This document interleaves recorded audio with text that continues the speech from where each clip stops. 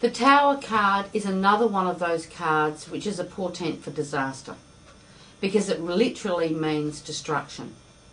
If you have built a life around you and it all of a sudden comes tumbling down, underlying that life was some unstable foundations, and this is what the Tower is about.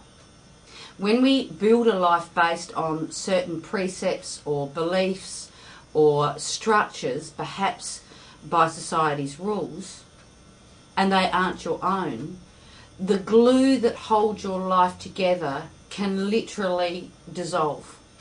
And so you'll find relationships dissolving, loss of house, loss of life, loss of job.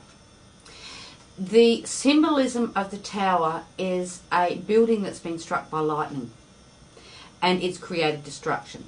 There's fire, so it's being gutted. There are people falling down to their deaths to stormy seas below. And the Tower card is about stormy seas, a stormy life. The positive side of the Tower card is that when we have built our lives on an unstable foundation and everything falls apart around us, we then have the ability to rebuild our foundations based on what it is that we really want and what our belief systems are.